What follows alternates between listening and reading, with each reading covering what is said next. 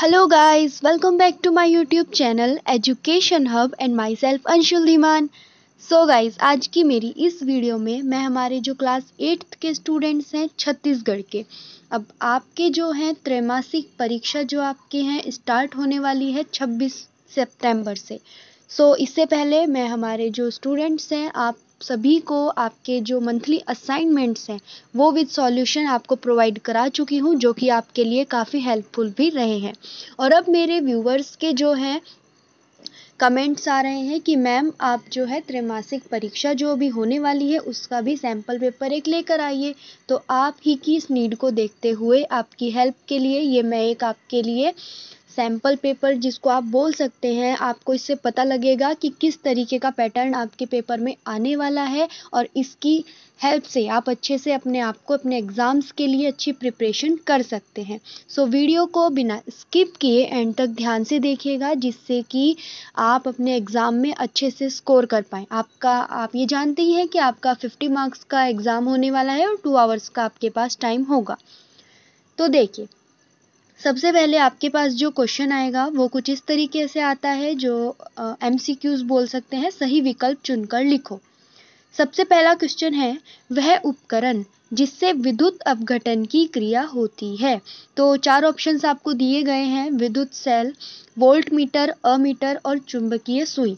तो इसका जो राइट आंसर है वो है हमारा वोल्ट मीटर। सेकंड है, पेट्रोलियम का उत्पाद नहीं है। तो इसका आंसर हो जाएगा बायोडीजल। बायोडीजल जो है पेट्रोलियम का उत्पाद नहीं है। फिर थर्ड वाला है, घर्षण से उत्पन्न होती है, यानी कि घर्षण से क्या उत्पन्न होती है, ऊष्मा, गर्मी, ठंडी या पानी। तो इसका नॉर्मल सा आंसर है, आप वैसे भी जानते होंगे, ऊष्मा, यानी कि गर्मी जो ऊष्मा होती है वो उत्पन्न होती है।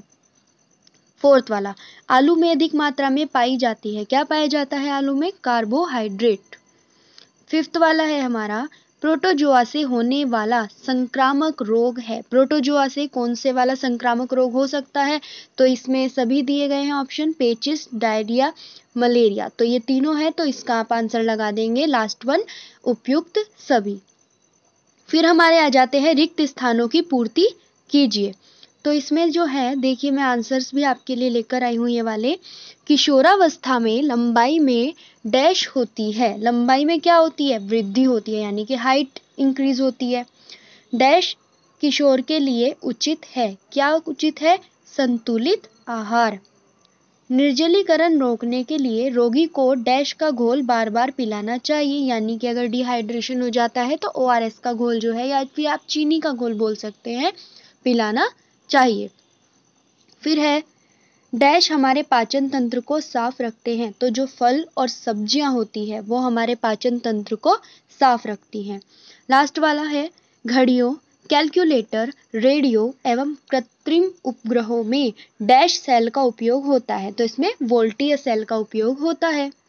फिर आ जाते हैं हमारे लघु उत्तरीय प्रश्न। इनमें से आपको जो है क्वेश्चन दिए गए हैं, उनमें से आपको एनी 5, यानी कि कोई भी 5 जो आपको लगता है आप जिनका आंसर अच्छे से लिख सकते हैं, आप उनको आंसर कीजिए। ये 10 मार्क्स का आपका हो जाएगा, यानी कि एक क्वेश्चन आपका 2 मार्क्स का हो जाएगा। सो क्वेश्चन है, ज्वारीय ऊर्जा से आप क्या समझते हैं, यानी कि आपको ज्वारीय ऊर्जा को एक्सप्लेन करना है कि क्या होती है। तो हम इसमें लिखेंगे, ज्वारीय शक्ति या ज्वारीय ऊर्जा जल विद्युत का एक रूप है। ज्वार से प्राप्त ऊर्जा को मुख्य रूप से बिजली के उपयोगी रूपों में परिवर्तित करती है। नेक्स्ट फोर्थ क्वेश्चन है, कुपोषण क्या है, इसे कैसे दूर किया जा सकता है। तो कुपोषण से तात्पर्य पोषक तत्वों के सेवन में कमी या अधिकता, आवश्यक पोषक तत्वों के असंतुलन या खराब पोषक तत्वों के उपयोग से है। फिर नेक्स्ट है फिफ्थ क्वेश्चन, प्रोटीन का परीक्षण कैसे करेंगे। तो इसमें आप हेडिंग लिखिए, प्रोटीन के लिए परीक्षण। फिर आप आंसर लिखेंगे, ड्रॉपर का प्रयोग कर 1% CuSO4 के विलयन की थोड़ी सी मात्रा लेंगे। CuSO4 के विलयन की 2-3 बूंदें अंडे की सफेदी वाली परख नली में मिलाएंगे। अच्छी तरह से मिक्स, यानी कि मिश्रित करने के लिए विलयन हिलाए, परख नली में बैंगनी रंग दिखाई देगा, यानी कि जब इनका जो है मिश्रण तैयार हो जाएगा तो उसमें आपको जो है बैंगनी रंग जो है शो होने लगेगा, जिसमें प्रोटीन की उपस्थिति का पता चलता है। नेक्स्ट क्वेश्चन है छोटी माता के लक्षण लिखिए। तो इसमें जो लक्षण सिम्टम्स होते हैं वो है लाल उभरे दोदरे से आरंभ होना, दोदरे फफोले में बदलना, मवाद से भरना, फूटना और खुरदुरे पड़ना। प्रमुख रूप से चेहरे, खोपड़ी और रीढ़ पर दिखाई देते हैं। तेज खुजली हो सकती है यानी कि इचिंग, कमर में तेज दर्द हो सकता है, सीने में जकड़न होती है और हल्का बुखार होना स्वाभाविक है। सो ये इसके सिम्टम्स हैं। नेक्स्ट 7th क्वेश्चन है जरायुज एवं अंडज जंतुओं में प्रमुख अंतर क्या है। ऐसे जंतु जो सीधे ही शिशुओं को जन्म देते हैं वो जरायुज या फिर पिंडज कहते हैं, और वे जंतु जो अंडे देते हैं जैसे हमारी जो मुर्गी होती है ना, स्नेक्स भी होते हैं, तो जो अंडे देते हैं उनको अंडज कहते हैं, अंडज जंतु वो कहलाते हैं। नेक्स्ट क्वेश्चन है किशोरों के लिए व्यक्तिगत स्वच्छता क्यों आवश्यक है। तो देखिए किशोरों को प्रतिदिन एक बार स्नान करना चाहिए, वैसे तो सभी को करना चाहिए, क्योंकि श्वेत ग्रंथियों की अधिक क्रियाशीलता के कारण शरीर से गंध यानी कि स्मेल आने लगती है। अतः शरीर के सभी अंगों की नियमित सफाई जरूरी है। यदि सफाई नहीं रखी गई तो जीवाणु संक्रमण होने का खतरा रहता है यानी कि इन्फेक्शन हो जाता है बॉडी में।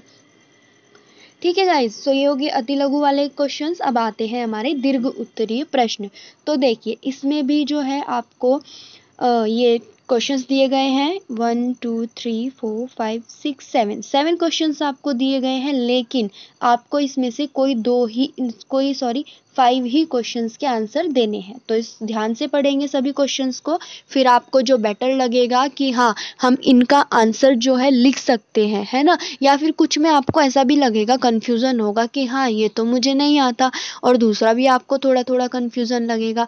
तो उन दोनों में से अगर आपको लगता है कि आप थोड़ा भी लिख सकते हो तो आप उसी को जो है सेलेक्ट कीजिएगा और उसके बारे में लिखिएगा। तो देखिए इसमें भी है क्वेश्चंस का आपको आइडिया हो जाएगा। एक 9th क्वेश्चन जो आपसे पूछा गया है, इसमें आपको शुष्क सेल का स्वच्छ नामांकित चित्र बनाना है और उसका वर्णन करना है। यानी कि आप एक पिक्चर शो कर देंगे, उसके जो है पार्ट्स के नेम लिखेंगे और उसके बारे में डिटेल में आपको बताना है। नेक्स्ट क्वेश्चन है ऋतुओं के आधार पर फसलों के प्रकार लिखिए, यानी कि फसल कितनी प्रकार की होती है ये आपको बताना है। फिर 11th है सिकल सेल का नामांकित चित्र बनाकर वर्णन करो। यहाँ पे शुष्क सेल था, यहाँ पे आपको सिकल सेल का बनाना है। फिर क्वेश्चन नंबर 12 मलेरिया से बचाव के उपाय लिखिए। तो इसमें आप क्या करना, पहले आप मलेरिया के बारे में थोड़ा शो कर देना और उससे बचाव के उपाय हेडिंग डाल के पॉइंट्स में आप उसको लिखना, आंसर जो उसका होगा। 13th क्वेश्चन है सरल वोल्टीय सेल का नामांकित चित्र बनाकर वर्णन करो। इसमें भी आपको डायग्राम बनाना है। नेक्स्ट है 14th क्वेश्चन खाद्य पदार्थों की सुरक्षा कैसे की जाती है। तो इसमें भी आप पॉइंट्स में आंसर देना। फिर नेक्स्ट 15th है कुछ ऐसे उदाहरण लिखो जिनसे हम जानबूझकर घर्षण में वृद्धि करते हैं। तो इसका भी एग्जाम्पल्स आप दे देंगे। फिर आपके पास आ जाते हैं अति दीर्घ उत्तरीय प्रश्न। ठीक है, इसमें भी आपको जो है क्वेश्चंस देखिए ये पूछे गए हैं। आपका जो एक क्वेश्चन है वो 10 मार्क्स का है। सो ये आपका जो ये वाला सेक्शन हो जाता है आपका अति दीर्घ उत्तरीय वाला, ये मोस्ट इंपॉर्टेंट है। आप लॉन्ग क्वेश्चन को कभी भी इग्नोर मत किया कीजिए, ठीक है, क्योंकि वैसे भी क्या होता है जब आप लॉन्ग क्वेश्चन को लर्न करते हैं, उसको अच्छे से समझते हैं, तो उसी में से फिर कभी ना कभी ऐसा होता है कि आपको क्वेश्चन जो है शॉर्ट वालों में उनके आंसर मिल जाते हैं। तो उनको अच्छे से अगर आप समझ के लर्न करोगे तो आपके लिए और भी ईजिली हो जाएगा। सबसे पहले इसमें है निम्न कृषि यंत्रों का चित्र बनाइए। तो आपको 2 कृषि यंत्र जो हैं उनके नाम दिए गए हैं, जैसे पारंपरिक एक हल और एक सरल बीज बेधक। तो इन दोनों का आपको जो है डायग्राम शो करना है।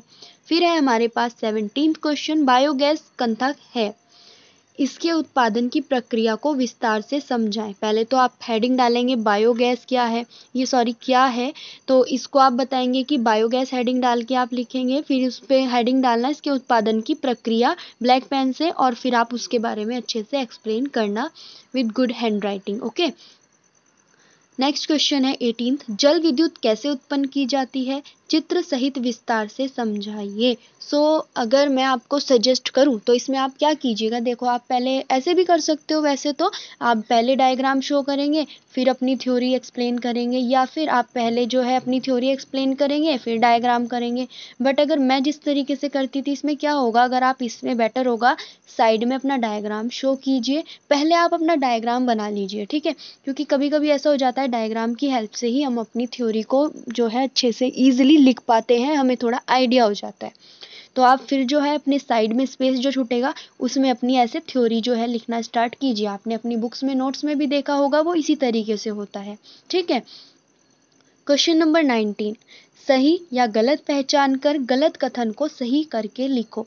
तो इसमें आपको कुछ जो है स्टेटमेंट्स दी गई हैं, आपको अगर लगता है कि वो सही है तो सही है, अदरवाइज अगर आपको लगता है कि वो स्टेटमेंट यानी कि कथन गलत है तो आपको रीज़न बताना है कि वो गलत क्यों है और सही कथन क्या होगा। तो फर्स्ट है, संतान के लिंग के लिए उसकी माँ उत्तरदायी है, ये आपको बताना है। सेकंड है, सौर सेल में सौर ऊर्जा विद्युत ऊर्जा में रूपांतरित होती है, ये बताओ। या फिर आपको बताना है जल से डरना रेबीज का मुख्य लक्षण है, ठीक है। तो ये आपको पहचानने हैं स्टेटमेंट, इसीलिए कहते हैं कि रट्टा नहीं मारना चाहिए, हमें जो है चीज़ों को समझना चाहिए, ओके। फिर फोर्थ है, आवाज भारी होना प्रौढ़ावस्था को बतलाता है। नेक्स्ट है, जल को उबालकर पीने से जीवाणु नष्ट नहीं होते। सो गाइज ये था आपका जो है एक सैम्पल पेपर। आई होप कि इससे आपको आपके एग्ज़ाम में कुछ हेल्प हो, और अगर आपकी हेल्प हो जाती है तो मुझे बहुत अच्छा लगेगा कि मैं जो है आपके लिए जो वीडियोस लेकर आ रही हूँ वो आपके लिए हेल्पफुल है। बाकी अदर जो आपके सब्जेक्ट्स हैं वो भी आपको जल्दी ही प्रोवाइड करा दिए जाएंगे। अब अगर आपको वीडियो पसंद आई है so guys please please please hit the like button, channel को सब्सक्राइब करना बिल्कुल मत भूलिएगा। मुझे अपनी अंशु को ऐसे ही सपोर्ट करते रहिए, जिससे कि मैं भी आपको ऐसे ही टाइम टाइम पर इम्पोर्टेंट वीडियोस प्रोवाइड कराती रहूं। So good luck for your exams friends, आज के लिए इतना ही। Thank you so much.